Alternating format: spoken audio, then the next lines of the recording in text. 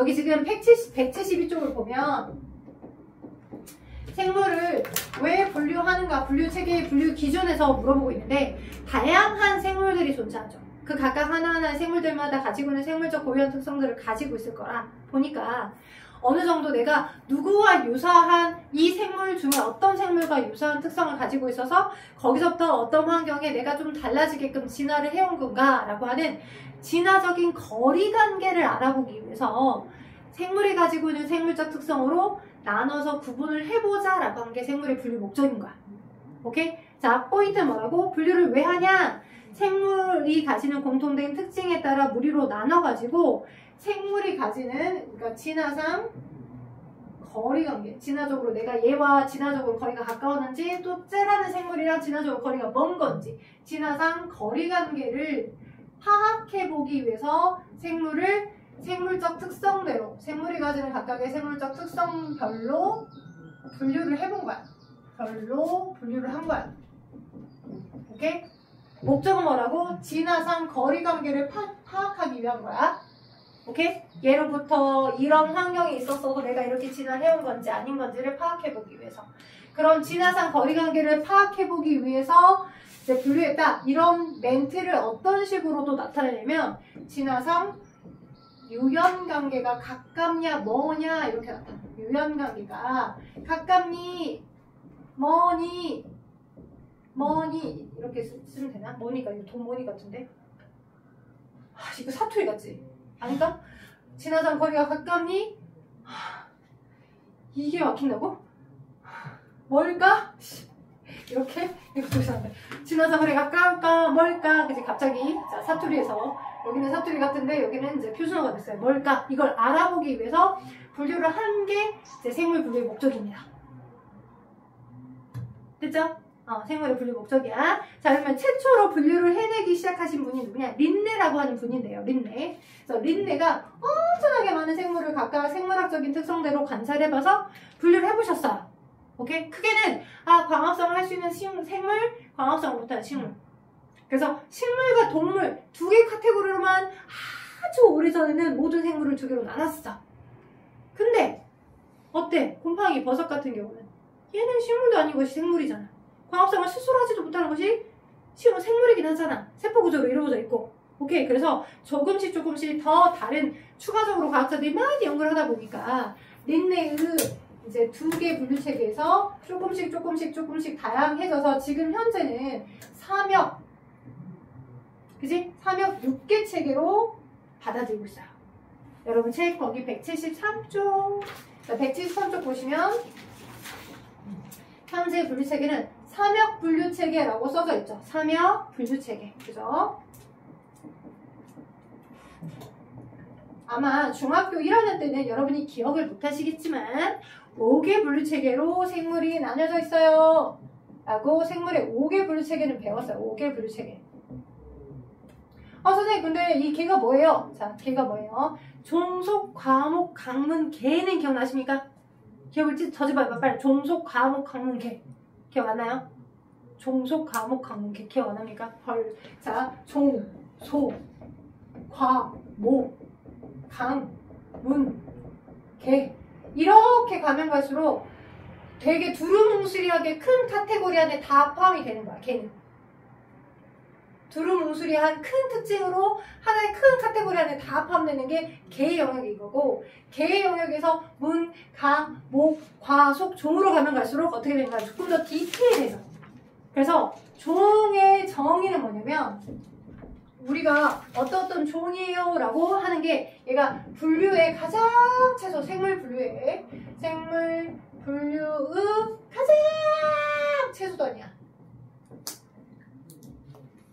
오케이? 그래서 고양이라는 종과 사람이라고 하는 종은 서로 다른 종이에요. 왜? 고양이는 고양이들끼리 자손을 낳을 수 있어. 사람은 사람끼리만 자손을 낳을 수 있어. 오케이? 생식이 가능한 최초의 분류체계를 최소의 분류체계를 우리는 그걸 종이라고 해. 고양이랑 개랑 사랑을 나눴어. 새끼가 태어날까? 못 태어나요. 그죠? 왜? 걔는 분리된 서로 다른 종이야. 걔는 개종, 고양이는 고양이종. 오케이? 그래서 종의 정의는 자, 생식 가능한, 그러니까 생식 가능한 자연의 상태에서 자손을 낳고 자손을 낳아야 돼. 종이 보존돼야지만 얘가 생물이다 라고 볼 수 있다고. 생물의 정의는 내가 2세를 낳을 수 있어야지만 나는 생명체야. 생물에서 볼 때의 종의 정의는 생명체다 라고 얘기할 수 있는 정의는 자손을 낳을 수 있는 자연의 상태에서 자손을 낳고 그 자손이 또 생식 가능해야 돼. 그 자손이 생식 가능한 상태일 것. 그게 종의 정의야. 오케이? 그래서 아마 배웠을 걸. 노새 잘못서 노새는 아니지만 땅락이랑 말의 교잡종은, 그래서 노새는 자연의 상태에서 노새와 노새끼리 결혼해서 또 다른 노새를 태어나게 할 수 있나요? 안 돼요. 그래서 노새는 종이 아니에요. 불임입니다. 돼요? 오케이? 그만큼 자손을 번식시킨다 라고 하는 걸 종의 개념으로 봤을 때, 생물학적인 어떤 종족 보존의 의무로 봤었을 땐 되게 중요하게 보고 있는 거야. 되겠어요? 되고 있어요? 오케이? 그래서 자, 종이 분류의 최소 단위. 그래서 이제 서로 다른 종끼리 묶었는데 어떤 공통된 성질을 갖고 있어. 속이라고 하는 형태로. 그러면 같은 공통된 속이라는 형태로 묶어지는 거고, 서로 다른 속끼리 성질이 있는데 하나의 큰 카테고리로 과로 묶어지는 거야. 오케이? 여러 다양한 과가 있는데 그 다양한 과도 공통된 하나의 목으로 묶어지는 거야. 예를 들자면, 자, 포유강. 동물 중에 포유강은 젖을 먹여서 키우는 모든 생물들을 다 뭉뚱거려서 포유강이라고 해. 포유동물. 그죠? 자, 누구요? 개, 젖 먹여서 새끼 키우죠? 고양이, 젖 먹여서 새끼 키우죠? 캥거루, 젖 먹여서 새끼 키우죠? 사람, 젖 먹여서 새끼 키우죠? 그죠? 포유강이라고 하는 이 카테고리로 크게 묶어지는 거야. 서로 다른 종이지만. 세부적으로 여러 다양한 종들이 하나의 큰 틀에 포유강이라고 하는 특징으로 큰 틀에서 묶어지는 거고. 가보시죠? 그 다음, 문이라고 하는 건 척추동물이냐. 얘보다 더 여러 세부적인 생물 여러 개들을 공통된 문이라는 특성으로 분류를 하는 건데, 동물계 안에서는 척추동물문, 무척추동물문으로 나뉘어져. 우리가 동물이라고 하긴 하지만 누구를 저기 거미를, 오케이? 거미를 척추가 있다라고 하진 않잖아요. 오케이? 여러분이 그 가을에 지금 새우가 제철이잖아요. 저는 지금 새우를 먹진 않습니다. 그죠? 제가 뭐 새우에 알러지가 있더라고요. 대하 머리 쪽에 뭔가를 많이 먹으면, 그 대하 부위에서 먹으면 새우 얼마나 맛있습니까? 근데 한 번씩 알러지가 가끔 갑각류 알러지가 올라와가지고 이제 못 먹는데, 그죠? 근데 새우를 먹을 때마다 막 아그작 씹어서 막 먹기 힘들다, 전어 씹는 것처럼 힘들다 그러진 않잖아요. 걔는 척추가 없어요. 무척추 동물문이에요. 동물은 동물입니다. 광합성 안 하니까요. 그죠? 그래서 어떤 큰 틀에서 각각으로 디테일하게 묶어지는 거, 더 세부적으로 들어가는 형태들이 이렇게입니다. 됐죠? 그래서 더 큰 틀에서 묶어진 게 5개가 있었어. 5개. 그죠? 그 5개 분류체계가 있고요. 5개 분류체계를 여러분이 중학교 1학년 때 배웠어요. 여러분 기억이 안 나겠지만 내가 기억을 더듬더듬하게 해줄게. 원핵 생물계. 기억난가 봐. 그리고 얘랑 얘가 원핵이 먼저야 원생이 먼저야 헷갈렸던 원생 생물계. 이름을 미스코로 해. 차이가 있다면 여기를 기준으로 해서 원핵과 원생은 차이가 뭐냐? 둘 다 세포구조로 이루어져 있거든. 둘 다 세포구조로 있는데, 원핵은 이 세포구조에 있었던 자신의 유전물질이 세포질에 이렇게 펼쳐져 있어. 핵막이 없어. 이 유전 정보예요. 얘를 보호하는 핵막이 없어. 핵도 없어. 근데 유전물질인 핵산은 있어. 세균 같은 거, 대장균 같은 거. 이게 원핵이야. 원시 형태. 오케이? 얘에서 조금 진화된 세포 구조를 가져서 원생은 이런 나만의 고유한 유전 정보를 보호하고 있는 핵이 있어. 그리고 나머지 또 세포 소기관도 있어. 마이토콘드리아라는 둥, 아니면 엽록체라는 둥, 이런 세포 소기관을 갖고 있어. 그게 원생 생물계. 요거 어떤 원생 생물계에 해당하는 건 단세포이기도 하고 어떤 건 다세포이기도 해. 핵함, 다시마, 이어 이런 게, 또는 효모 이런 게 원생 생물계였어. 기억날 거야. 핵함 이런 거. 오케이? 자, 이게 여러분 중학교 때 배웠던 5개 분류 체계야. 그러다가 또 더 디테일하게 과학자들이 연구 관찰을 해봤더니 식물과 동물로 두 개로만 나뉘어진 줄 알았더니 원래 식물과 동물의 중간 단계형 누군가 기생해가지고 겁나 살고 있는 곰팡이 같은 애가 있더라고. 균류, 그죠? 근데 균류든 아니지만 스스로 뭔가 자립적으로 유기물을 만들 수 있는 식물계들이 있더라고. 식물계도, 균계도, 그 다음 동물계도 대부분 다 뭐로 이루어졌더라? 이렇게 진화된 형태의 진핵세포들로 이루어져 있어. 이 네 개는 다 진핵세포로 되어 있어. 오케이? 그리고 여기에만 원시 형태의 세포, 원핵세포로 되어 있어. 원핵생물계만, 원핵세포로 되어 있었어. 이거 배웠었다? 언제? 중1 때? 중1 때. 그래서 요거의 큰 특징은 여러분 그 텍스트에도 나와 있는데, 이제 여기서 추가로 하나가 더 들어간 게 삼역 분류 체계야. 여러분은 이제 생명과학에서 나올 거야. 하나가 더 추가된 게 뭐가 있냐면, 고세균계라고 하는 게 있어. 고세균계. 우주가. 자, 중요해. 우주가. 미안해. 엄마 아빠 기다리실까? 그래도 우리가 원래 30분에 끝났는데 딱 4분 정도만 지체가 됐거든요. 좀만 더 해도 됩니까? 여기까지만 끝내버리자. 이 단어만. 좀만 끝내버리자. 6분만 주세요. 6분만 나요. 6분만 주세요. 6분만 살짝. 2시간 중요하니까 제가 이제 그 사이 1분 이상했습니다. 5분만 카운팅할게요. 자, 우주. 또 알죠? 우주. 요즘 역주행의 신화 노래 부르는 우주 말고 여러분 기억하시기 쉬우라고 우주라고 얘기했어요. 우주가 여기 이제 이 세포 거의 이제 약간 미생물에 해당하는 얘네들을 거의 미생물이야. 한계세포로 되어 있으니까 여기 카테고리에 해당하는 원핵생물계들을 막 디테일하게 연구를 해봤어. 실제 5개 체계로 오랜 시간 동안 되게 이 생물의 분류 체계를 갖고 있었었고, 여기 원핵생물계 안에 있었던 세균들에 해당하는 단세포 생물들을 막 연구를 하다 보니까 어떤 아이는 되게 진화된 형태의 RNA 구조를 갖더라는 거야. 여기 원핵세포 안에 생물의 5개 분류체계 안에서. 오케이? 그래서 얘를 또 디테일하게 또 구분해서 나눠봤더니 어떻게 되었냐? 고세균력,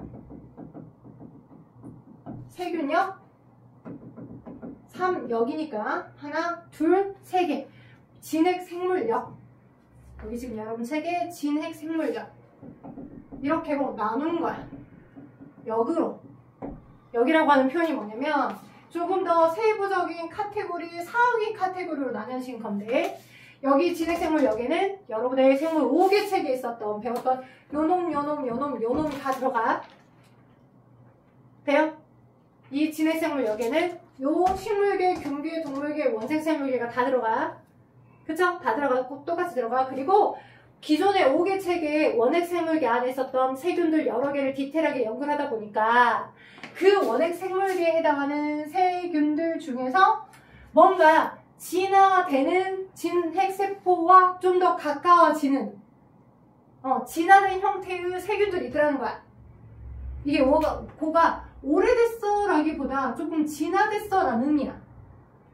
진화되는 과정으로 꾸 해가려고 하는, 외우기 쉽게. 진화되려고 하는 과정으로 꾸 하기 쉽게 그냥 일반적인 세균이라기보단 조금 더 스페셜한 세균들이야. 그냥 일반적인 세균들이라고는 조금 더 스페셜한. 왜 스페셜하냐? 되게 열악한 환경에서 자신의 유전 정보를 잃지 않게 보호하기 위해서 그 열악한 환경 조건에 살아남은 세균들이야. 그래서 아주 너무 뜨거운 극한 온도의 환경에서 존재하고 있는 그 코열균이랄지 또는 메테인 생성균이랄지 아주 염기성 환경이 높은 그 코염균에서 그 코열 온도가 엄청 높거나 그 다음에 완전 산소 조건이 많거나 아니면 메테인이 막 생성되는 열악한 환경에서도 열악한 환경에서도 자신의 유전 정보를 보호하는 형태들로 존재하도록 있더라는 거야. 근데 그것에 세균의 어떤 RNA나 DNA를 복제하는 과정이나 전사를 시키는 과정이 현재 이 진핵생물이 가지고 있는 전사나 번역 단계랑 너무 유사해. 얘는 또 따르고 이런 어떤 다른 얘네들은 이제 진화되지 않은 그냥 일반적인 형태고, 그래서 마치 시조새처럼 조류와 파충류의 중간 단계 형처럼 중간형에 해당하는 세균들을 발견해낸 거야.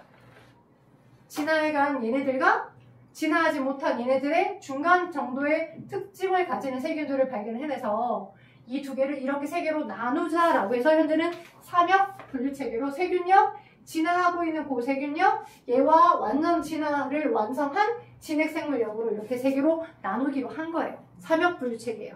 정확하게 말하면 삼역 6개입니다. 삼역 6개. 얘가 포함된 거니까.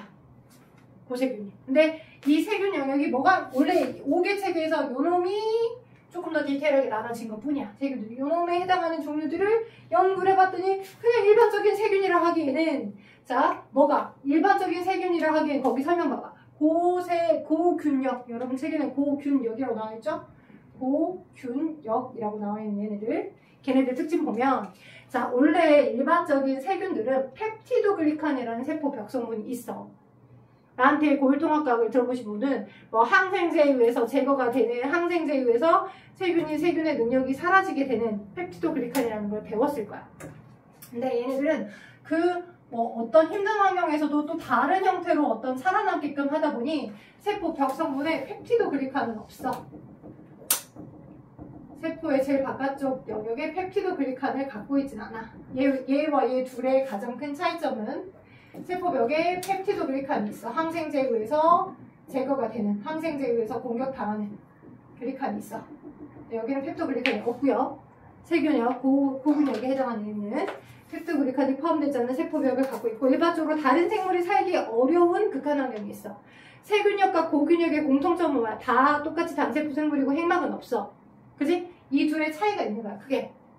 이게 없더라도 다른 방법으로 이제 이런 열악한 환경에서도 자신의 DNA를 계속 존재할 수 있게끔 하는 전사와 번역, 유전 정보를 전사시키고 단백질, 유전자로부터 필요한 단백질을 만드는 전사 번역 단계가 이 진핵생물역에 해당하는 전사 번역 단계랑 유사해. 진핵생물들이 사용하는 전사 번역 단계와 진핵생물들이 사용하는 RNA 전사 요소나 DNA 전사 요소들하고 비슷한 이런 요소들을 갖고 있어. 진화된 형태들을 갖고 있어. 책에는 안 나와 있어. 오케이? 그래서 요쯤에 해당하는 세균 영역에서 그 환경에 적응을 해가지고 조금 더 진화해가는 과정의 중간에 해당하는 세균인 것 같아. 근데 얘네들을 뭐 스페셜하게 분류를 하긴 해야 될 것 같아. 라고 하여 요렇게 나눈 거예요. 그리고 당연히 이 진핵생물역 안에는 여러분이 중1 때 배우셨던 얘네들의 어떤 다양한 특징들이 있으니 그 특징에 대한 건 여러분이 밑줄 긋고 복습을 하시면 충분히 문제를 풀 수 있어요. 이 아래 거에 해당하는 식물계가 가진 특성, 종교가 가진 특성, 동물계가 가진 특성, 원생생물계가 가진 특성은 식물계가 가지는 고유한 특성은 식물의 세포벽에는 탄수화물 계열에 뭐가 있어? 셀룰로스로 되어 있어. 외워야 돼. 거기 체크해봐. 차이점 공통점. 식물이 가지는 세포벽 성분은 식물이 가지는 세포벽 성분은 셀룰로스란 탄수화물. 됐죠? 자, 근데 균계, 그지? 곰팡이나 버섯들이 가지는 세포벽 성분은 키틴 계열이야. 키틴. 질소를 포함한 화합물을 가지고 있는 키틴 계열이야. 키틴질. 그죠? 동물은 세포벽이 있어 없어? 없어. 오케이? 됐죠? 그 다음 원생생물계는 자 뭐가 없어? 세포벽 없어. 거의 약간 반동물 같은 느낌적인 느낌이야. 세포막만 있어. 오케이? 자, 그 원핵생물계로 들어갔던 여러 세균들 중에 펩티도글리칸이 있는 세포들은 세균역이고 조금 더 진화된 펩티도글리칸이 없다 하더라도 그 열악한 환경에서 버틸 수 있게끔 진화된 얘네들은 고세균역에 해당하는 극호연균, 메테인 생성균 같은 것들이 있더라.